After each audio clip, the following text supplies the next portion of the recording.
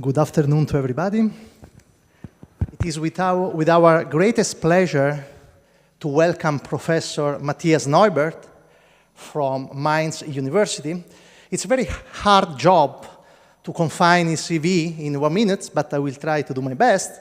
In particular, Professor Neubert is a full professor at the MITP, the Mainz Institute for Theoretical Physics, since 2006. Then, since 2012, he acts as a director of that institute. And it's a pleasure to say that Professor Neubert provided seminal and pioneering contribution to several aspects of theoretical particle physics, including quantum chromodynamics, the fundamental law describing strong interactions and therefore nuclear forces, flavor physics, CP violation, effective field theory description of physics, both within the standard model and beyond standard model theories. And previously, Professor Neubert was a senior staff member at CERN from 93 to 98. Then in 99, he became full professor at the Cornell University before moving back to Europe at the Mainz University. So, in recognition of his outstanding contribution to physics, he received a lot of awards, and in particular, let me remind, the 2 advanced ERC grants he got in 2011 and very recently in 2023. So today, Professor Neubert will talk about possibility to unveil beyond standard model physics through so-called weakly coupled light new particles. And please. Thank you very much. Can you hear me? Yeah.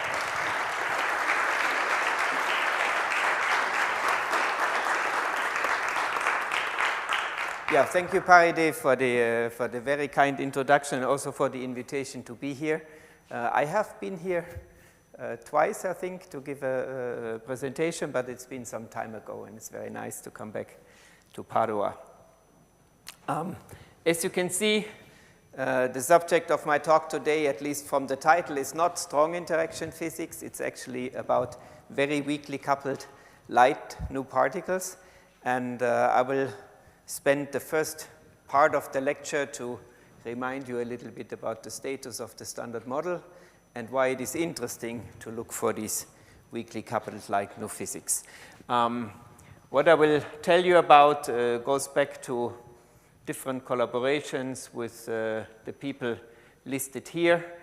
And once in a while I will mention some of those, but you can find them conveniently on the title slide. I wish to start with a picture that you have all seen. This is an aerial view of the CERN Large Hadron Collider, and probably many of you have already been to Geneva or even to CERN. This is an underground ring, about 100 meter underground, 27 kilometer circumference, and with proton-proton collisions in this very huge ring, which is the highest energy particle collider at the moment, we have basically explored the deepest structure of natures that we can explore so far. And we use very big detectors for that. I love this picture, even though you don't see a detector. This is actually before the detector was built. But this is the frame, the magnetic support structures for the Atlas detector, which I think is 40-some meter deep and 20 or so meter high. You see a person here for comparison. And by now, this is all filled with detector material and electronics. And as you also know, in 2012, the last missing cornerstone of the standard model was discovered, the so-called Higgs boson. And you see here one of the first events, and it's probably, it's from May 2012. This is a CMS event of a Higgs particle produced in these collisions and then decaying into 2 photons, 2 light particles. And with this Higgs discovery, all the particles of the standard model are discovered. This is, I found this picture on the CERN website. This is a very nice artistic way of presenting the particles of the standard model. We call these particles here on the left the matter particles. They are in some sense the constituents of the atoms of which we are all built. These are the so-called quarks and leptons. Quarks carry the strong interactions, and the charge that goes with that is called color. That's why these things are nicely colored in different colors here. And the leptons don't have the strong interactions. They only have electromagnetic and weak interactions. Here are the force carriers. So this is the particle of the electromagnetic interactions, the photon, the three force carriers of the weak interactions, W and C bosons, and the gluons, which mediate the strong interactions. And then in the middle of it, the infamous Higgs boson, which actually is a new type of particle. These particles are fermions with spin 1/2. These are bosons with spin 1, and this is the only spin 0 particle in the standard model. And because it is spin 0, the field for this particle can develop a so-called vacuum expectation value, which means that the field is non-zero in all of the universe, in all of space-time, and by this mechanism it gives masses to all these other particles. So this is, in a nutshell, the standard model. This is a more scientific version of it, where you see also the masses of these various particles. And let me remind you that in the universe as we see it now, long after the Big Bang, where the temperature is cold out in the universe, really everything that we know consists of these three particles. The up and down quarks are the innermost building blocks of the nuclei of all atoms, and the electrons are the electron shells around the atoms, and that's the basis of atomic physics, chemistry, and ultimately also biology. And all these other particles, except for the photon is the carrier of light. So of course we have that in the universe, but everything else are heavy excitations in some sense of these particles, which existed in the very early universe, but not in the universe today, unless we produce these particles in particle colliders, in high energy colliders, turning energy into the production of these heavy masses. Now, this is the standard model. It was basically theoretically developed or finished in the early 1970s, and 40 years later, with the Higgs discovery, all the particles in this tableau have by now been discovered.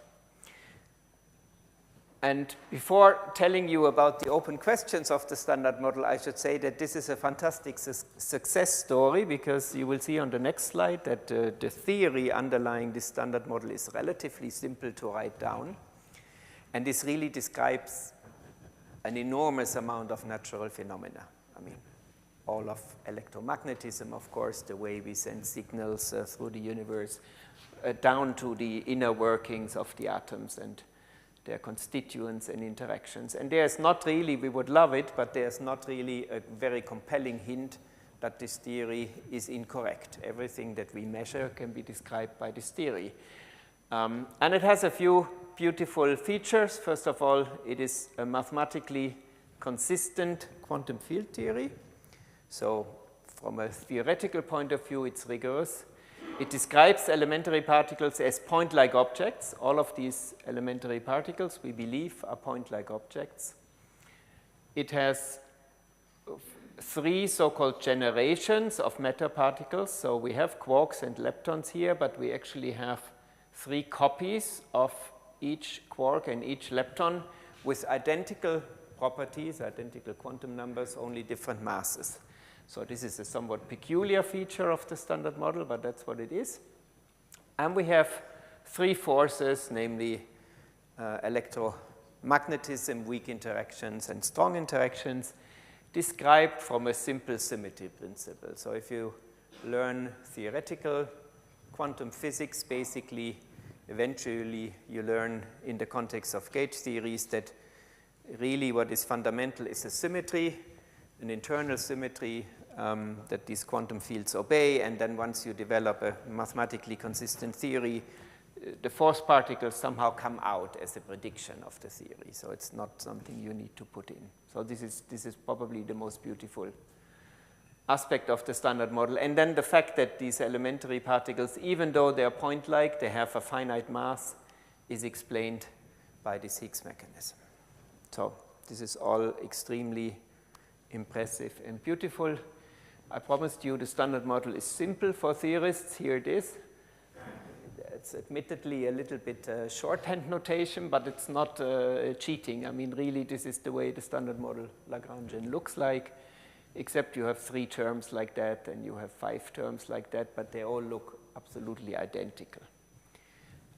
So this is the forces, this is the matter particles, this is the Higgs particle, and Higgs particle interacting with the other particles. So normally this is a triumph, and you would think we should all be happy and go home and do something else. But of course, what we really like is to find the next layer of physics deeper than the standard model. And the reason for that is that there are many unanswered questions, even though the standard model describes all the measurements to date. In the laboratory, not in the cosmos, because in the cosmos we know there's dark matter, there's also dark energy. It's not part of the standard model. And in particular, dark matter might be a new type of elementary particle which is not present in the standard model. So that's probably the most urgent one. There are other questions. Why is there more matter than antimatter in the universe nowadays? What solves the so-called strong CP problem? I will come back to that, but the strong CP problem is the statement that the strong interactions as we understand them would in principle allow for an electric dipole moment of, for instance, the neutron, which is something that would violate the CP symmetry, and we don't see that experimentally. We see violation of CP invariance, but only in the weak interactions, not in the strong interactions. But in priori, it would be allowed. Why is the weak scale, the scale of weak interactions, so much less than the Planck scale is not understood?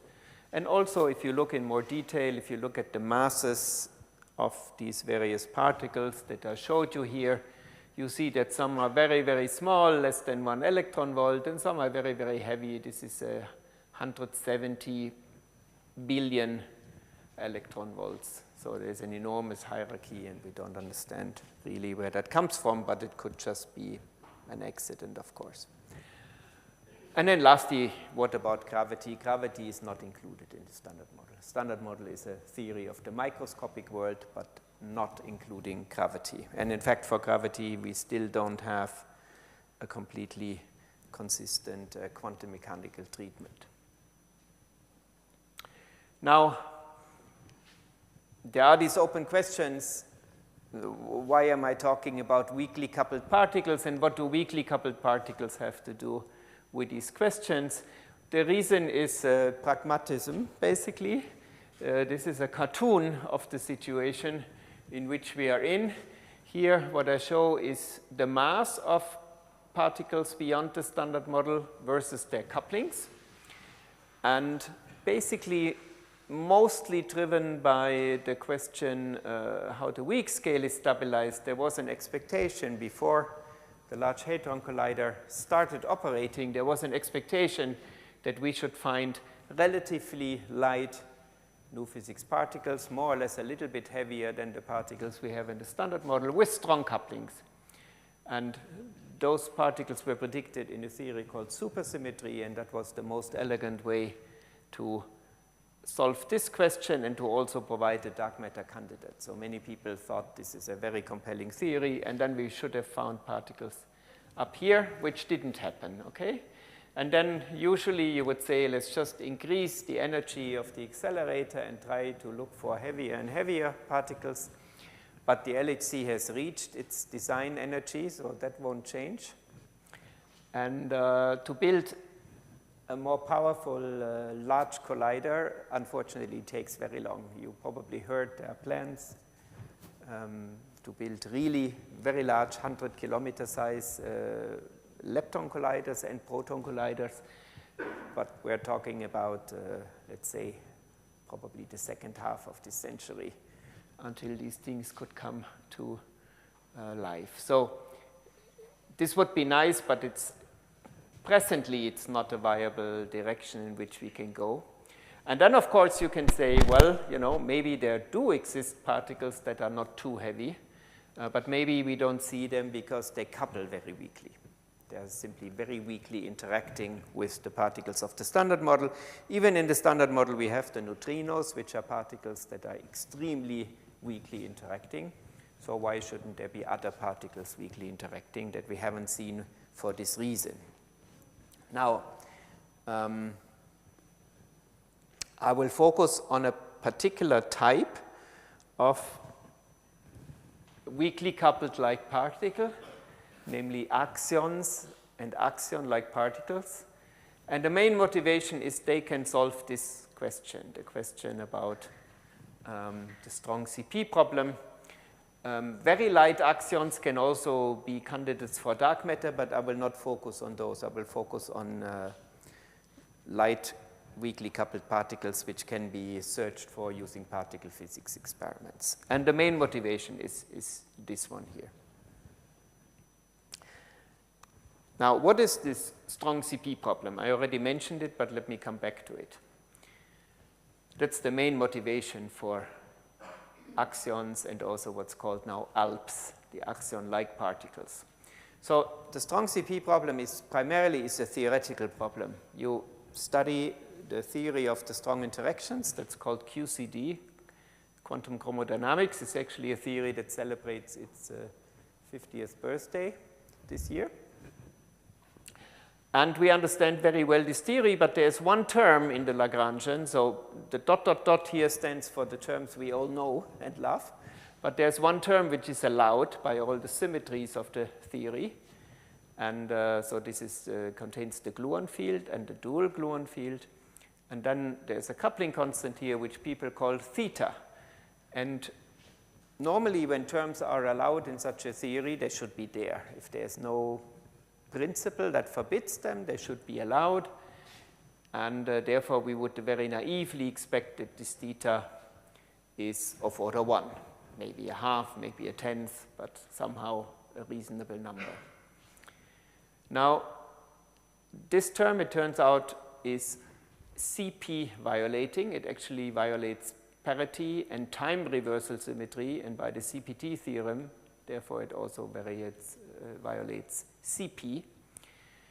And that has the consequence that if we take a neutral particle, such as the neutron has a spin, but it doesn't have a charge, it just has a spin.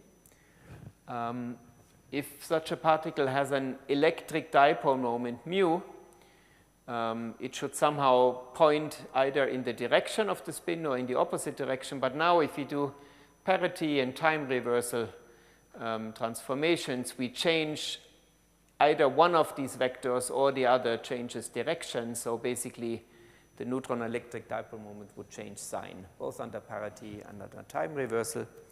And that's something that experimentally could be seen if there is this electric dipole moment, and the experimental bound is this incredibly small number. It's less than 1.8 times 10 to the minus 26 electric charge E times centimeter. So a dipole moment, you remember, is a charge times a distance, and the distance here that one probes is 10 to the minus 26 centimeter, which is incredibly small distance, of course. And if you turn this into a bound on this theta parameter, you find that this parameter, which we would expect to be of order 1, should be less than 1 in 10 to the 10. That's not very comforting. As a theorist, if you see something like that, you say, well, wouldn't it be nicer to find a way to set this theta equal to 0 somehow dynamically? And this is exactly what people did. This is called the Peche-Quinn solution of this strong CP problem. So they added something to the standard model. They introduced a new field, introduced a new scalar field phi, a little bit like the Higgs boson, but a different scalar field, not the Higgs boson of the standard model. They also introduced a new symmetry, a U1 symmetry. This is similar to electromagnetism, but again, it's a new symmetry. And they coupled this new field to the standard model fermions. And they did this already in the late 1970s, so a few years after the standard model was established. Now, if it's a scalar field, we can do the same thing that happens for the Higgs field, namely that a scalar field can develop a non-zero field value everywhere in space, so-called vacuum expectation value, if it has a potential that is not minimal at the origin. Of course, if the potential is minimal at the origin, the field vanishes, but if the potential is minimal away from the origin, then in vacuum, the field value would sit out here at a non-zero value. And then you have this so-called Mexican head potential, which can realize this. And you see that there is a large degeneracy of vacua here. You could be at this point, or at this point, or at this point, or at this point. The energy would be minimal at every of these points. So we would have a non-zero field value, but there is a phase of this complex field which is completely arbitrary. And we can write this phase as a function a of x divided by some constant which compensates the mass dimension of that field. So that's the idea. And you can then show that introducing such a field and coupling it to the fermions basically adds a term to the part in the QCD Lagrangian that was troublesome. I showed you earlier this theta term. Now you add this phase A over F from here to the theta term. This looks harmless at this stage, but when you analyze this term very, very carefully, you see that there are non-perturbative effects in the strong interactions. Strong interactions are strongly coupled, so surprising things happen at low energies. And this is a typo here. They're so-called instantons, QCD instantons, which break this phase symmetry here, that every value of the phase was the same. They add a little bit an oscillating potential such that along this circle here, there are minima and maxima. And now you have a potential. The field still can be in either one of these minima, but not everywhere. So, and once you have such a minimum, there is an oscillation of the field that corresponds to a mass term. So basically, these QCD instantons, they break this continuous shift symmetry to a discrete symmetry. Now you could be here, or here, or here, or here. And they generate a mass term for the axion field. And actually, when you analyze this in great detail, you find that this potential is such that this whole term is set to 0 at the minimum, which effectively means this theta problem is solved, because at the minimum of the potential, the effective theta value, which is the sum of these two terms, adds up to 0, precisely. Why is it called the axion? For no good reason. There are always some crazy physicists coming up with crazy names, and this was actually Frank Wilczek a year after the Petriquin paper, but there were important papers by Weinberg and Wilczek very soon after. And apparently at the time, axion was a cleaning liquid or cleaning paste that one could buy, and that axion cleaned up this mess of the strong CP problem. That was the idea. So it's named after some kitchen soap, basically. Now, this by itself doesn't sound very interesting. I mean, this is one particular way to solve this problem at the expense of introducing a new particle, okay? But now let's study a little bit the properties of this particle, and then we will see actually that things are quite unusual compared with all the other particles we know in the standard model. The first thing has to do with this QCD-generated potential, which gives a mass to the axion. Because if you look at this mass more carefully, you find something very peculiar. You find that the product of the axion mass squared times this parameter f squared. F is called the decay constant also. It has also dimension of mass. So this product is equal to the corresponding product for the pions of QCD. up to a factor 2, and then a ratio of the up and down quark masses. So it's very peculiar that the quark masses enter here, but it's low energy QCD, so why not? The pion enters here. But you see, the important thing is that if you solve this for the mass, Ma, this mass is inversely proportional to Fa. And Fa is the scale where this symmetry is broken, this Petchy-Quinn symmetry. Now, this is a symmetry beyond the standard model, so presumably the scale F is much larger than the scale of the standard model, which is the TeV scale. So F can be really large, a TeV, 10 TeV, 100 TeV, 1000 TeV. And then you see the mass of this axion is inversely proportional to this large scale, times parameters which live at the QCD scale. So therefore, if this symmetry breaking arises at very high energy, the axion will be extremely light. So it's not a heavy nu particle, it's a particle which scales like 1 over the scale of nu physics. So this is very interesting, right? It's a super light particle. It's lighter the more heavy the fundamental scale Fa is. And also the couplings of this axion to fields of the standard model, in particular to light, to the photons, is also inversely proportional to Fa. So this is an example of a particle, first of all, which is well motivated because it solves the deep puzzle of the standard model.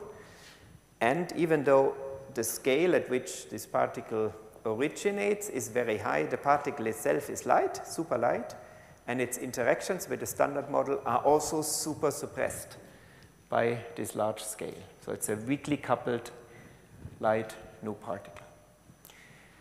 This is an old story. So the first concrete axion models were worked out by these gentlemen around the 1980s. And you see here what I mean. This is a typical parameter space which shows the axion mass, Ma, and the axion coupling to photons. Why photons? Well, if you have a particle so light, the only decay that it has is into photons, because photons are massless. Even the electrons, which are also very light particles in the standard model, they are very heavy on that scale. So this axion in the typical models is much lighter than the electrons, and then the only thing it can decay to is light particles, photons. So the photon coupling is shown here, the mass is shown here, and you see we start with 1 electron volt here, and then we go down to very, very small masses, 10 to the minus 9 electron volts. So this is basically 1 billion times lighter than the electron. And you see that and this is the band where you would expect these axions to live in the classical models. And you see that the couplings are also super, super small. So 10 to the minus 16 inverse GeV. This is a very, very small coupling. So here in this plot, the colored bands here show existing experiments searching for axions, and you also see that they haven't discovered them. There are exclusion limits, but then you see that below something like 10 to the minus 2 electron volts, the experiments are not sensitive enough. These are more recent experiments which now start to probe this classic axion parameter space, but only in a very specific mass range. However, a lot of model building, of course, has been done since the 1980s, and by now it's understood that there are ways of changing this strict connection between the mass and the coupling to photons.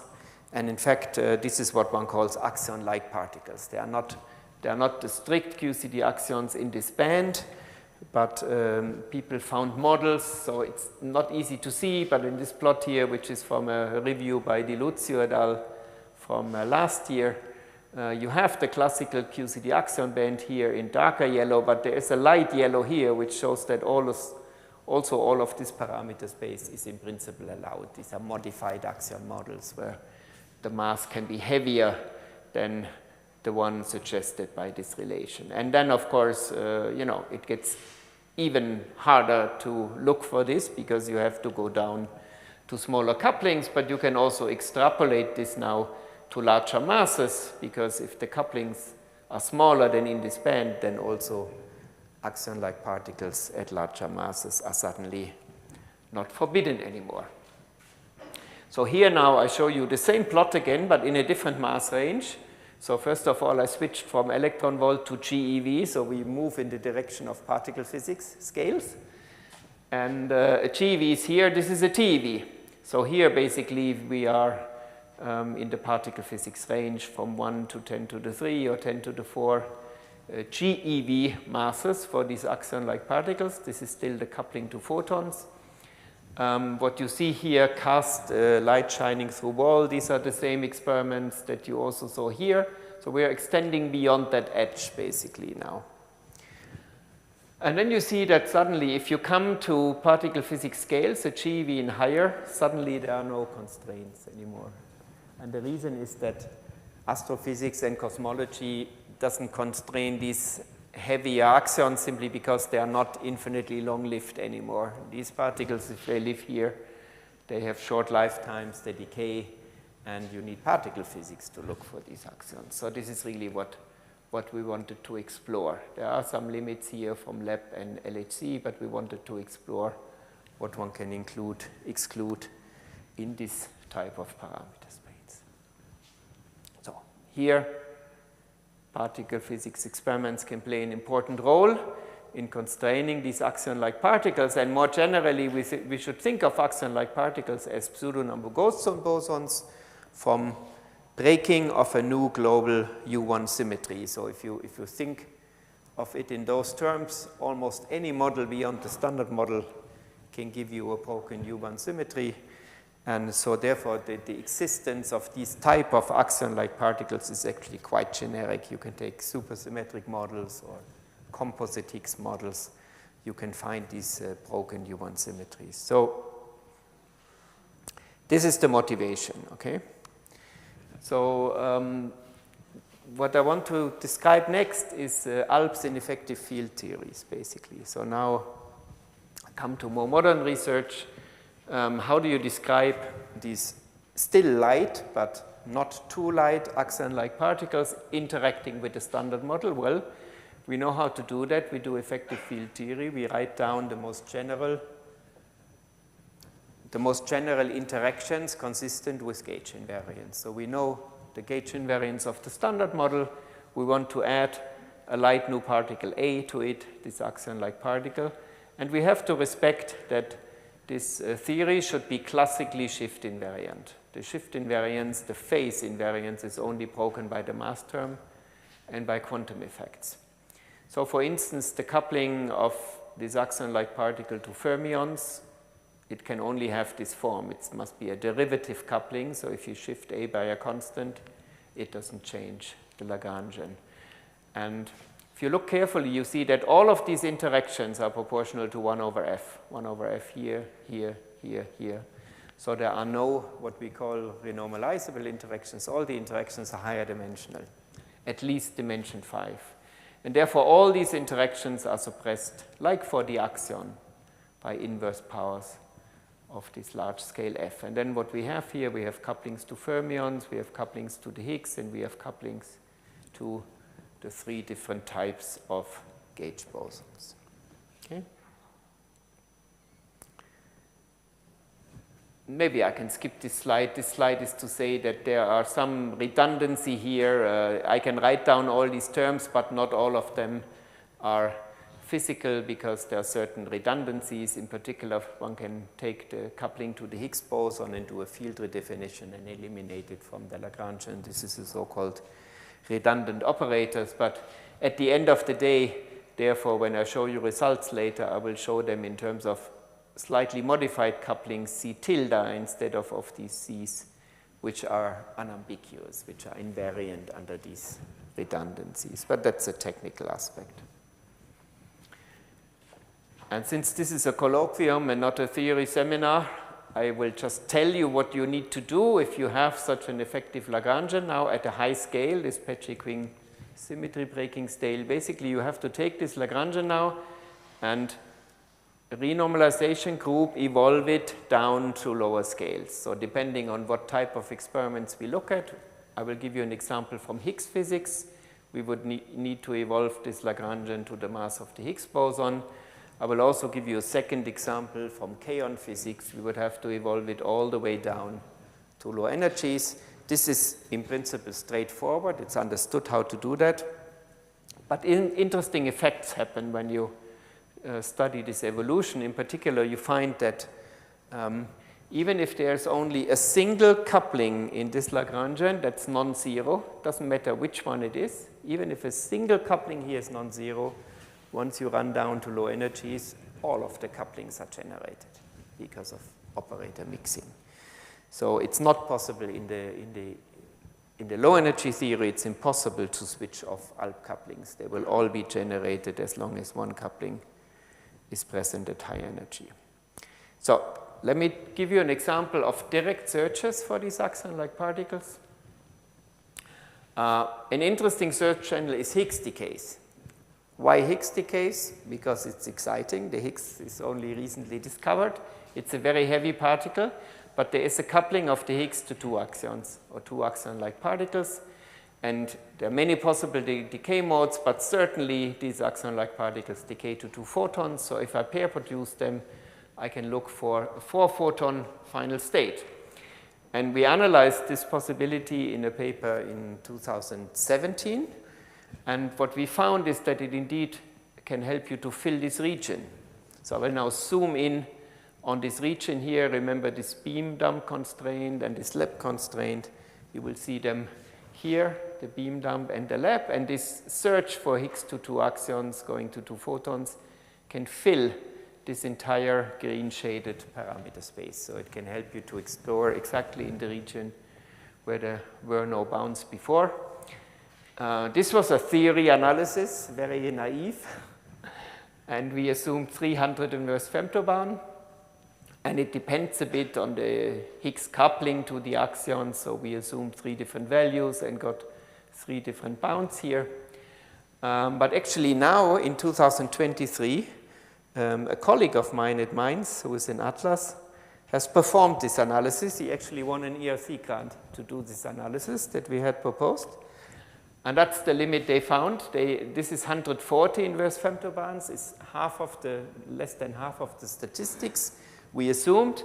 So the lines that you see here are slightly weaker than the ones we had found, but consistent with this factor of 2 or 3 in luminosity. But other than that, you see that, you know, this was the existing bounds. You see that indeed they can exclude all of this formerly wide parameter space. So this is really very exciting that they didn't find that we completely were too optimistic or underestimated uncertainties. They could more or less confirm our expectations.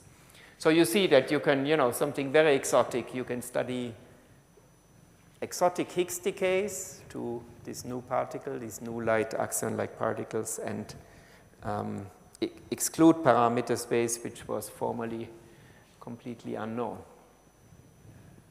Let me give you a second example, completely orthogonal to that. That's really low energy particle physics now, rare decays of kaons. So a kaon, K minus, can decay to a pion in an axion if the axion-like particle is lighter than the kaon mass, obviously. Now, how do you compute such a thing? This is more complicated. I cannot use this effective Lagrangian I showed you before. I need to use chiral effective theory because we are at so low energies that QCD is a strongly coupled theory. So the theory needs to be formulated in terms of kaons and pions rather than quarks and gluons. But that can be done. It can be done using chiral perturbation theory. And that's something we did very recently, the first paper 2 years ago, and now an analysis that we just published this summer.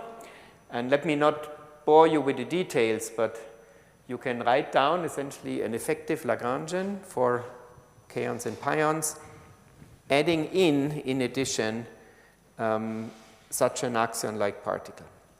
And in this paper, we studied this at leading order in the chiral expansion, where it's easy. One needs to look for these type of diagrams. And importantly now, there's 2 classes of contributions. So there is a contribution where the flavor-changing transition, K-on to pion, comes from the weak interactions of the standard model, and then the axion couples in a flavor-conserving way. But in principle, there's also the option that the axion itself is the source of the flavor violation. So these are two distinct possibilities. Now, earlier this summer, we extended this analysis to next to leading order.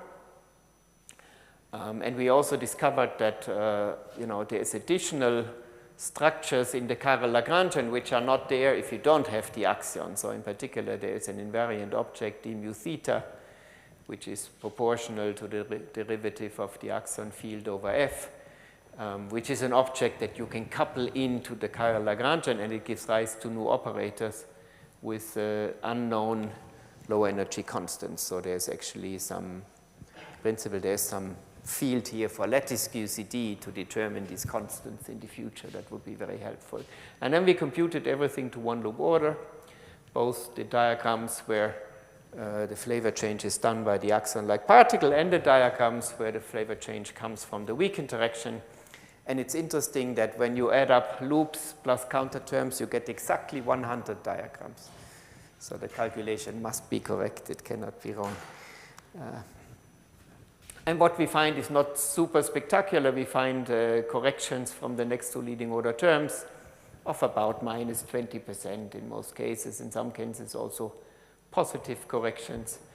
But it's important that at next to leading order, you have an estimate of the theoretical uncertainty by varying the scales and the values of these low energy constants. So we can now do theoretical error estimates. And the exciting thing is that in these diagrams, when you work it out, all of the different ALP couplings enter.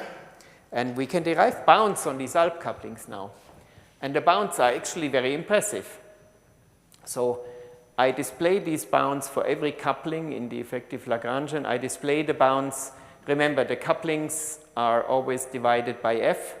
I can take the inverse, f over coupling, that has dimension of scale, and that's the effective scale, so to speak, that you can probe in these experiments. So I prefer to quote these bounds in terms of these effective scales in units of TeV. So that's the scale of new physics that we are probing in this low energy measurement. And you see, for instance, the axion coupling to gluons, we can probe at a scale of 40 TeV. So the coupling inverse of 40 TeV. Okay, so we go more than an order of magnitude beyond the reach of the LHC. The coupling to this particular combination of down and strange quarks, also 10 TeV. The coupling to this particular combination, 20 TeV. So you see that we are probing the tens of TeV type of scale. The flavor-changing coupling of this axion-like particle, we probe at a scale of 10 to the 8 TeV. This is an enormous scale. It's almost the scale of grand unification. Okay? And in fact, this scale is so big that it almost calls for a symmetry which forbids these couplings, because if they have to be so, if they have to be, this is the inverse of the coupling, so the coupling needs to be less than 10 to the minus 8. It's almost like the theta problem. It's so small that it's maybe better to set it to 0. What you can do is you can assume that in the fundamental theory at the high scale, indeed, all these flavor-changing couplings are put to 0, so flavor universal ALP, so to speak. But you cannot do more than that. That's the best you can do. Now you still have to evolve these couplings down to lower energy. And you cannot avoid that flavor-changing effects are generated, because you can write down these diagrams, right? So even if this axion-like particle doesn't have flavor-changing transitions, it couples to W bosons, and then the W bosons induce flavor-changing transitions. So these diagrams you cannot avoid. And so you see here in these equations, which are complicated, you see the couplings in the chiral Lagrangian expressed in terms of the couplings in the fundamental theory. And you see that there are flavor off-diagonal terms. Even in this flavor universal model, they are proportional to CKM elements, and there's a 10 to the minus 5. They are small because they're loop-induced, but they're not 0. And they get feed it by the ALP coupling to the top quarks and to the W's, basically. So that is these two terms. So you can take this table that I showed you earlier. These were the couplings in the chiral Lagrangian. You can now transpose the table into couplings at the fundamental scale. And here in this table, I set f equal to a TeV, and lambda is 4 pi f. So lambda here is around 10 TeV. Nice new physics scale beyond the LHC. And you see that now the 10 to the 8 has disappeared because we are looking at flavor universal ALP, but still we get a coupling to up quarks probed at the 1000 TeV scale, and the coupling to gluons now probed at the 100 TeV scale, and also the coupling to down quarks probed almost at the 100 TeV scale. So you see, you have this enormous sensitivity to very high scales, way above the scale that the LHC can probe directly. And these are, in fact, the best bounds on couplings other than to the photon, which has been probed using astrophysics. But all these other couplings of ALPs to quarks, this is the best bounds that one can derive. However, they assume that the ALP is lighter than around 340 MeV, the difference between the kaon and the pion masses. But then it can be as light as you wish. You can also explore how these bounds change as a function of f. So I started at 1 TeV, I can go higher in f. This is a logarithmic change, so they get stronger and stronger, but only logarithmically. And you can also change the sensitivity to some of these not so well-known low energy constants, which in principle lattice QCD could calculate, but this is a coupling of an axion directly to a weak interaction operator. And you see here how these bounds, we assumed that this unknown coupling is 0, but you see how they would change if it was, it should be order 1, but you can see how they change if that coupling is non-zero. This is something lattice QCD could determine. You see they either get stronger or weaker, but they don't disappear typically. Maybe one last example before I conclude. These were direct searches, so we really tried to produce this axion-like particle and then derive bounds in that way. You can also perform indirect searches. And this is also very interesting. So indirect means that you have this new axion-like particle, but you can exchange this in loop diagrams. You don't produce it. It's just a quantum fluctuation. Now, what is interesting is that these axion-like particles, they couple proportional to 1 over f. So when you exchange it, you have two vertices, so you get a 1 over f squared. So, you know, very naively, this type of loop diagram, this is a contribution to the G minus 2 of the muon, which is also an interesting observable when people look for hints beyond the standard model. If you estimate the contribution of this diagram, it's 1 over f squared. And then there is a log of essentially the ultraviolet scale divided by the ALP mass. And this 1 over f squared is a suppression of the contribution by 2 powers of a large scale. This is something that looks akin to what people do in the so-called standard model effective field theory, where they say, let's take the standard model and add to it higher dimensional operators built out of standard model fields. So in this type of observable, the external fields are all standard model particles. So this effect actually has the same structure as a dimension 6 effective interaction in the standard model effective field theory. So what you find is when you write down this ALP effective theory at order 1 over f, what I showed you earlier, you get the couplings that are relevant for direct searches. At order 1 over f squared, you get the couplings that are relevant for indirect searches, and the operators here are precisely the so-called SMEFT operators. And at a technical level, this means that there is a mixing. The coefficients in the standard model effective field theory, they obey renormalization group equations where the ALPs now provide non-zero source terms on the right-hand side. This means that even though the ALP is a light new particle, it changes the values of the standard model effective field theory Wilson coefficients. And these Wilson coefficients would be 0 without no physics. So normally we think of the new physics as heavy that generates these coefficients, but actually if you have a light ALP, you can also generate these same coefficients. And that's very exciting because you can now go to the literature where people performed searches for these coefficients using all kinds of precision data, top physics, Higgs physics, low energy position measurements, and you can recast these searches into bounds on the couplings of a hypothetical axion-like particle. And it turns out that these bounds are not weak. So first of all, you see that you can constrain all the different couplings again to up quarks, down quarks, electrons, and the 3 different type of gauge bosons. And the bounds are not hundreds of TeV, but they're better than inverse TeV, which for this MEF type of analysis is typically the scale that one can probe. One cannot simply, the data are not precise enough to probe these kind of couplings. This is a 1-by-1 bound on these parameters. A nicer way to show them is this.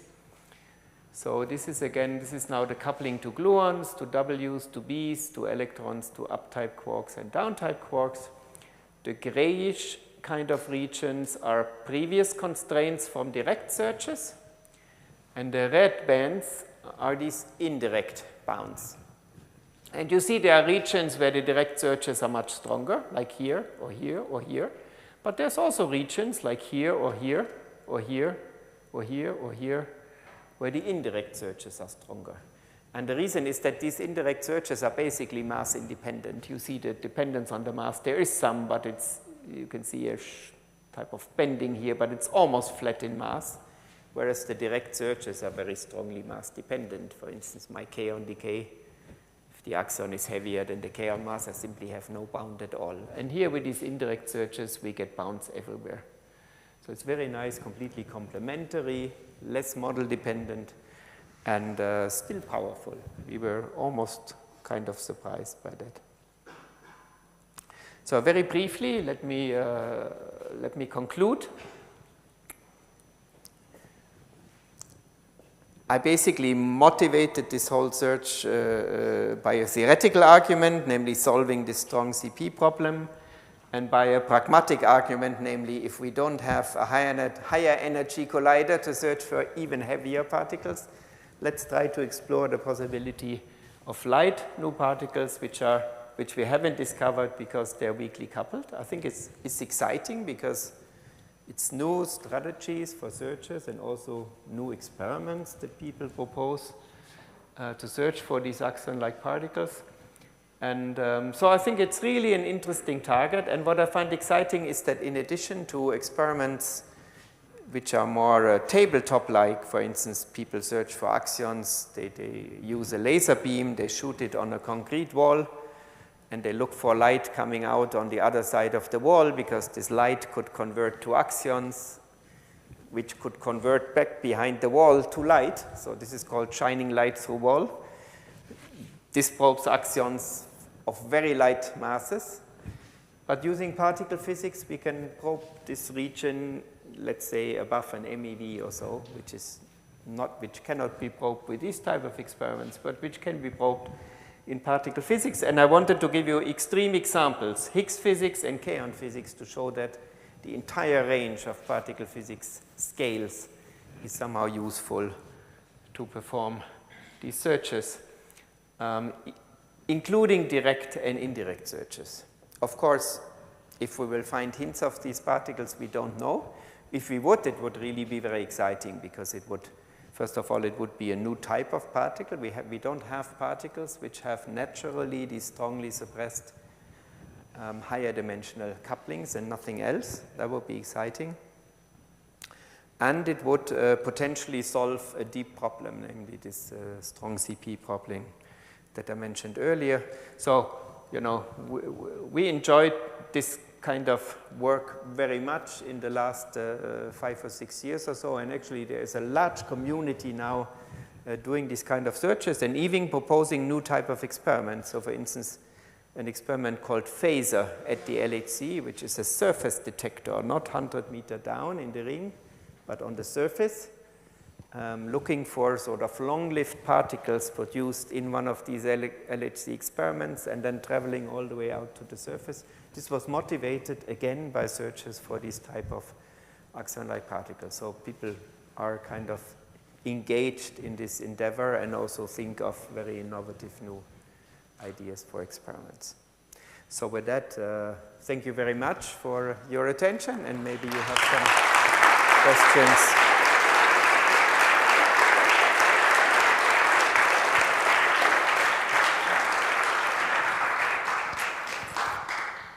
Thanks a lot, Matthias, for your extremely clear and insightful colloquium.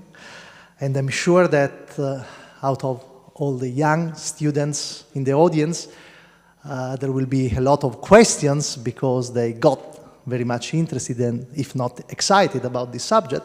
So I strongly encourage you not to be shy and to raise your hand and to ask questions to Professor Neubert, because this is a good opportunity. You are not so young anymore, but no,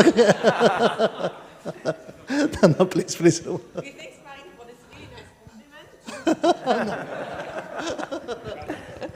Okay, I'm a bit confused about the SMEFT, because okay, basically, I mean, maybe I misunderstood you. So somehow you add a light degree of freedom, but at the same time you still want to do SMEFT, which we usually do if we add heavy degrees of freedom.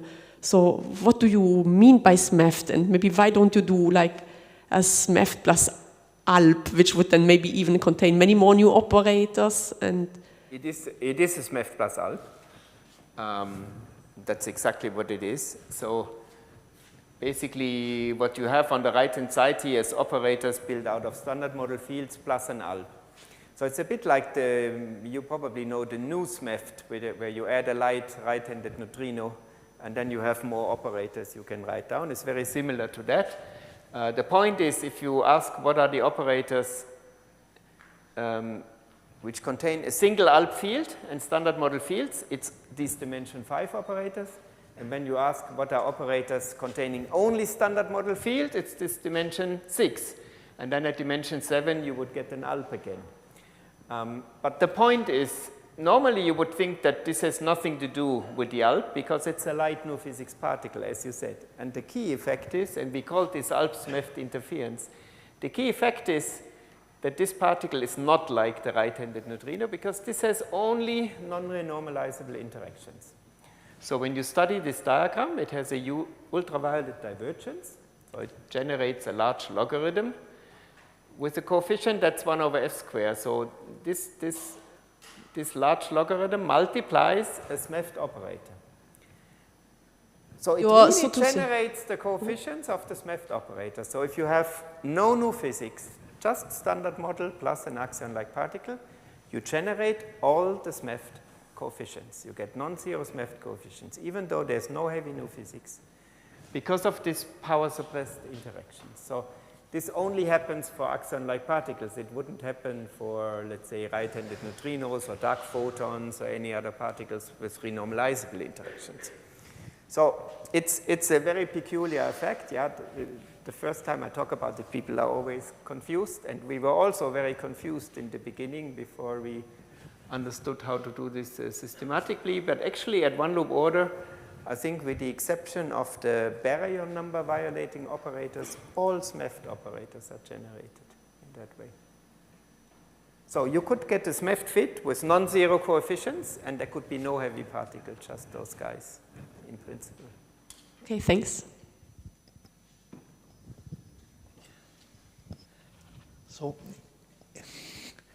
a question from an even younger people in the audience. Okay. Okay, I was sure. Okay, thank you. Okay, good evening. And my question will be more basic level than the other one. I didn't understand how the actions would interact with the other leptons, the other two leptons, mu and tau, and the associated neutrinos. Okay. Yes, I'm sorry. Then I wasn't very clear about it. Whenever I say the coupling to electrons, I mean electrons, muons, and tau. But since in the model I showed you at the end, in this model we assume that the couplings are completely flavor universal. So there's one coupling to electron, muon, tau, one coupling to up charm, top quark, etc. So we just looked at the most flavor symmetric model because we wanted to avoid these very strong bounds on flavor changing interactions. To the neutrinos, they do couple, but only at energies above the weak scale. So once you are below the electroweak scale, essentially they couple proportional to the neutrino masses, so unobservably small.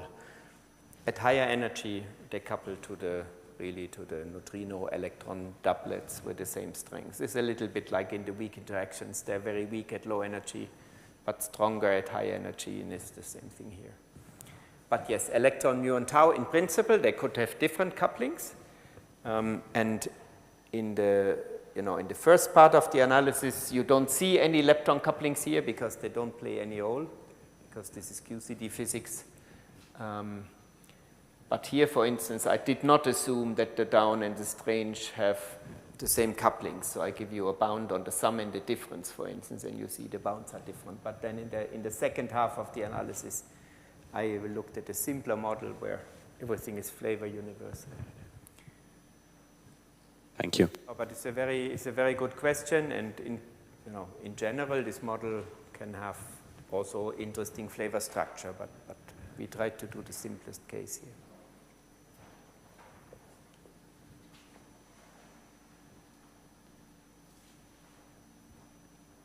Again, please don't be shy. Take this chance. Okay. So I was wondering, with the direct and the indirect probes that you were talking about, what is the lightest mass that you could hope to probe for the axion?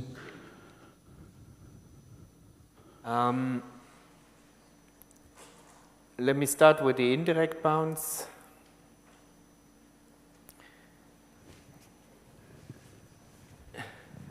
Oops. With the indirect bounds, the mass of the axion is almost, it could be zero, basically. I mean, to the direction of lighter masses, it can go all the way down to zero. When you look at heavier masses, you have to do your effective theory analysis. You have to essentially evolve the couplings to the scale where you do the experiment. So in Higgs physics, that's a different scale from low energy physics. But the masses here could go all the way down to zero. Also in the examples I showed you before in kaon physics, it doesn't matter. It could be massless even.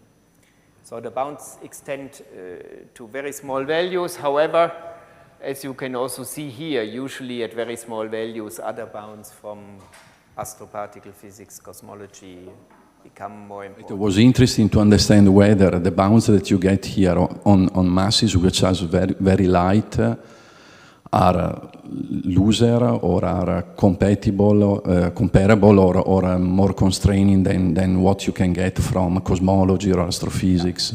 So cosmology gives a fantastic bound on the photon coupling and some bounds on the electron couplings, and not very much beyond that. So for instance, the direct couplings to quarks, or at low energies, you would say the coupling to nucleons, is by far not so much constrained. So actually, these bounds I showed you are competitive, probably even better than the direct bounds on the nucleon couplings.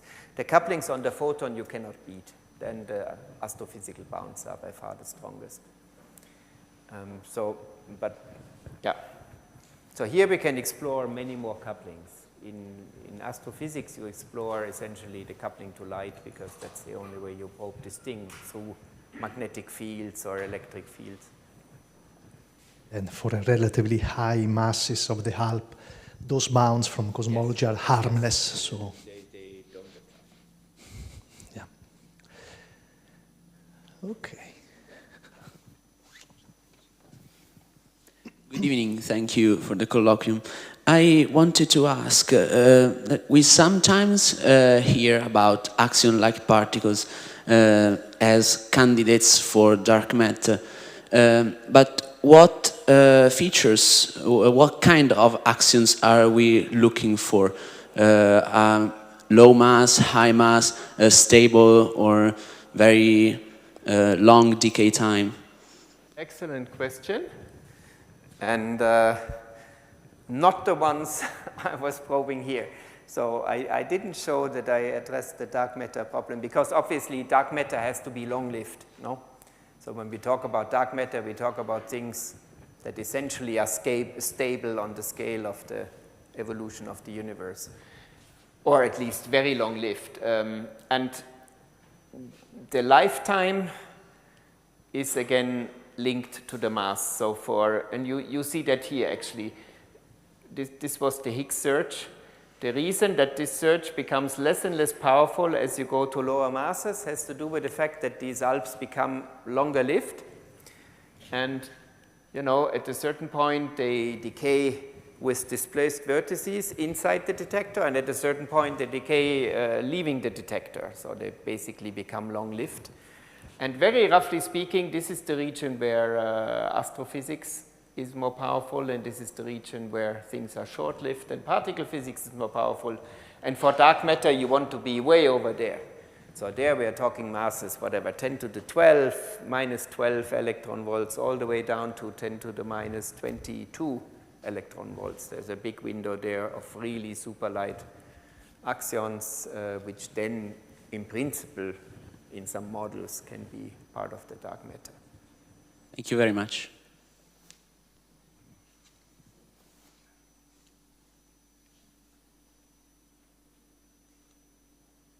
It's Franco. Yes, is there any channel for the indirect searches that we forgot to look at in the LHC or in flavor physics? Or in case, where would you suggest us to look for this? Probably, I don't know. For the indirect searches, the answer is very simple. We use whatever is there as a position bound. So basically, in fact, we did this work together with Anke Biekötter, who is an expert in these global SMEFT fits. So she basically has a database of precision measurements and does a global fit to those data. And any new measurement you do can go into this database. But we use exactly those precision, so electroweak precision, top Higgs physics, but also low energy precision. In principle, even flavor physics, even though these fits are not very easy because there are so many fit coefficients, so people often focus on a scenario where things are flavor universal, so just to reduce the number of fit parameters. But that's a technical constraint. In principle, any precision measurement that is done can go into these fits. And there's several groups who do these fits every once in a while when new data comes in. But we're not using anything beyond that. We're really just, because this is indirect, we're not searching for ALPs. We search for precision measurements using standard model particles. So it's the advantage and also the disadvantage. If you would find something there, you could interpret it. That's true for any SMEFT analysis. If you would ever discover a coefficient that's non-zero, you wouldn't know what you found, of course. Now you can write down a model and say, my model can explain this coefficient. And then the ALPs would just be one out of many models, of course. So in the context of a given model, you can derive bounds on the parameters, but like always with indirect searches, this is the general problem of flavor physics. If we see a deviation from the standard model, then in the next step we have to try to find out what classes of models could possibly explain that deviation. Yes, you are the expert. Oh, it's just a comment which maybe can be useful also for the young people, because you emphasized at the beginning something that I completely agree with you, namely it is important to introduce and discuss particles which have some reason to be there, some strong physics reason to be introduced. Obviously, one can also explore some new particle just out of curiosity, but much better if you have a physical motivation. Now, what is nice about right-handed neutrino, supersymmetric particles, axions, is that they have a reason, physical reason to be there and to be discussed.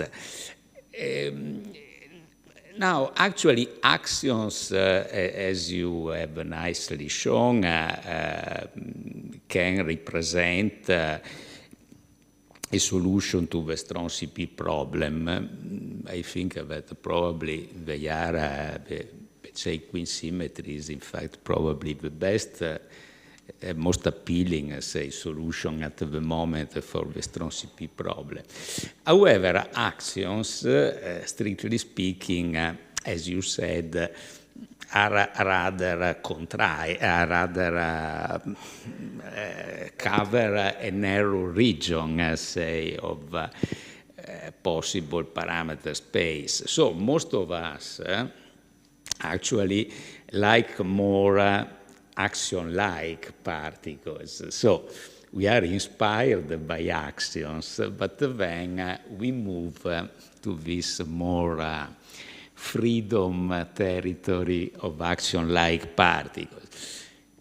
Now, but the relation between strong CP problem and this more vast territory of axion-like particles, are we not losing a little bit the strong motivation we had at the beginning of the strong CP problem when we enlarge the parameter space in this way? I knew where you were heading from the beginning. Because we have already discussed. So let me say it like this. There is actually, going back to the 1980s, people have studied precisely this question. I mean, how can I change the mass and still maintain the solution of the strong CP problem? Typically, it means enlarging the strong interaction gauge group. So you could have a sequence of symmetry breakings where only the last step is the symmetry breaking in QCD that we have at low energy. But of course, you have to make sure that the breakings are aligned in such a way that the minimum is still at the right value.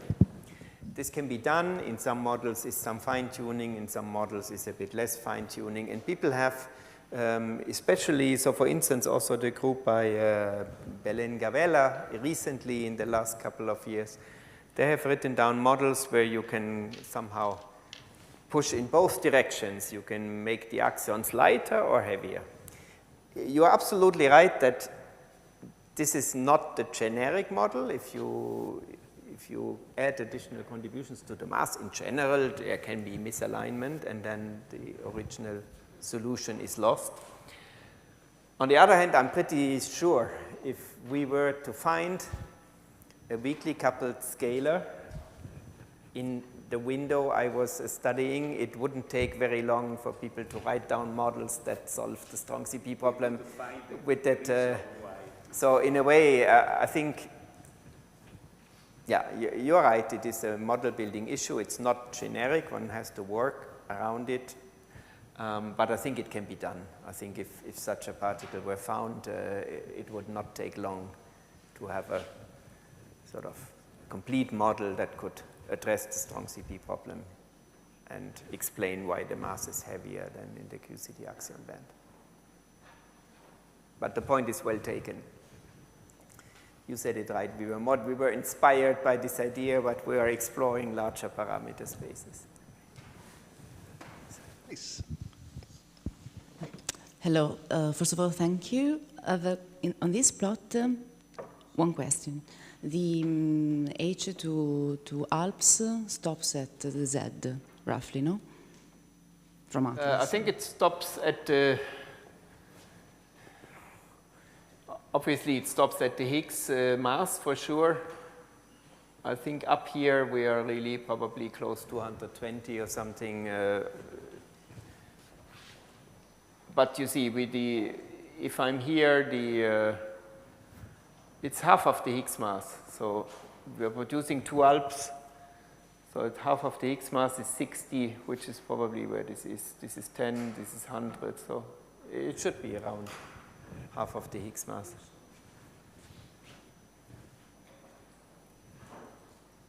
How we can look for larger mass? Larger mass, not in Higgs decays.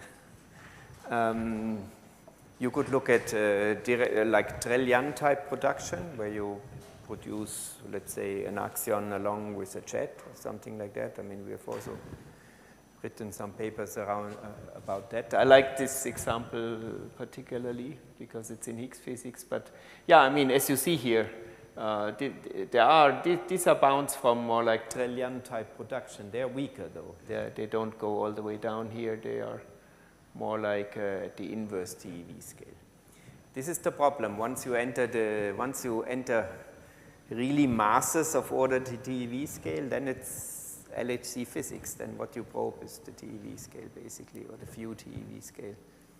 It's unfortunately so up really. But I mean, at some point, you know, these should be pseudo Goldstone bosons. So in some sense, they should be lightish, let's say.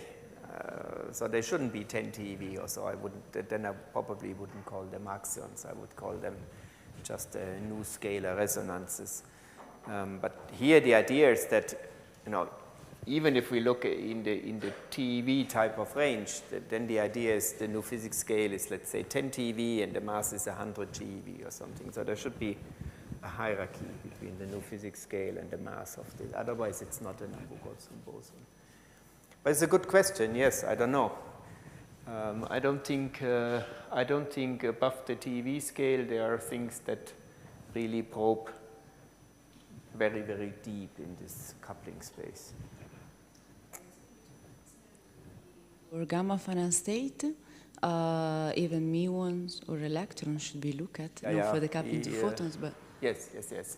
So I'm in this talk I sometimes showed you the photon coupling simply because almost all constraints in the literature concern the photon coupling, but actually we have a paper called flavor probes using axion-like particles, and you find plots for all couplings, electrons.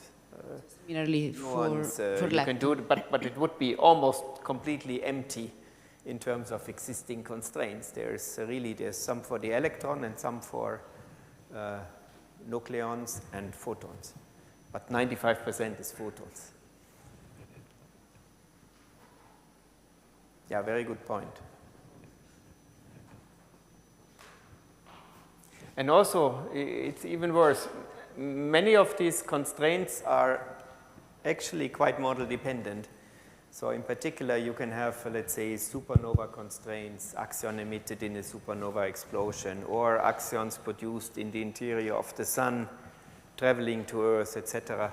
But for instance, if you produce axions in the interior of the sun, and they couple in addition to photons, they couple to electrons, they will never leave the sun. They will just scatter around. So these bounds from helioscopes, they assume that the axion only couples to photons, not to electrons. So this is not written in these plots usually, but every single band here comes with some assumptions that certain couplings are zero, which is why we liked a lot this indirect bounds, because they don't make any such assumptions. All the couplings are allowed, and you can constrain them. But in this, especially in the astrophysical, one really needs to read the fine print, what the assumptions are that go into this plot. Please. I'm not a particle physicist, but if tomorrow someone measure the dipole moment of the neutron, all this picture fails, or it is still valid somehow? No, I think if someone measured the dipole moment of the neutron, the game changes. Then you would have to explain a small value of theta, but a non-zero value of theta. So then you don't want a symmetry that sets it to 0. So I think it would be a game changer. By the way, even in the standard model, it's predicted to be non-zero because at some very high loop order, the weak interactions, which violate CP, can feed into the electric dipole moment of the neutron. But we are not yet reaching that value. But yeah, that would be a game changer. Then we have it. Yeah, I think it would.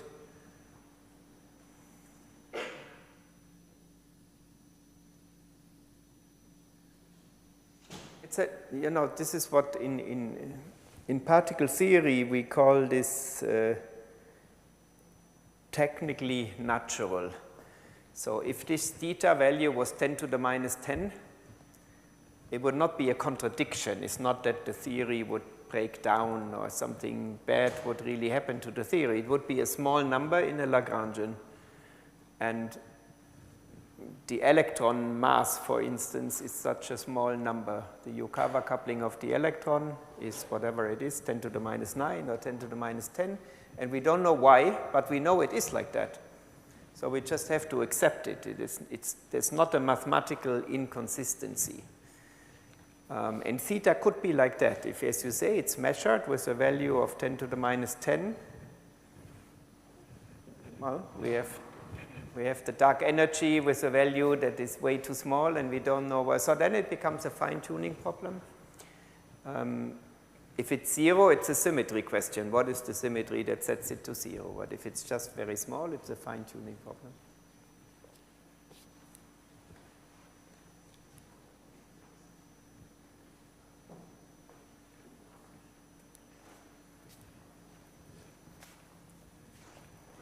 Other question, but so I take this chance and also to make a comment to further emphasize the indirect probes of ALPs and not to make propaganda to other papers by Professor Neubert, which he didn't mention, but light in new physics could also show up through some correlated effects for some observables which are not the same as if they were induced by heavy new physics. So also that attitude, for instance, in lepton flavor-relating processes, but there are other examples where there is a kind of breakthrough for this correlated pattern of deviation compared to the standard model that offer another possibility to test for this scenario. So probably it was just an aside comment somehow.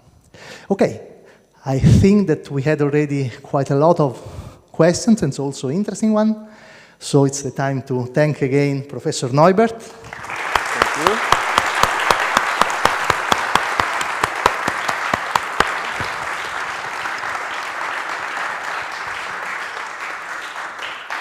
Thank you very much. Before leaving, just a brief communication. And the 14th of December, okay, there will be the next colloquium by Nicoletta Gnan, and we strongly encourage you to attend as well that colloquium. Thanks you to everybody and have you a nice afternoon.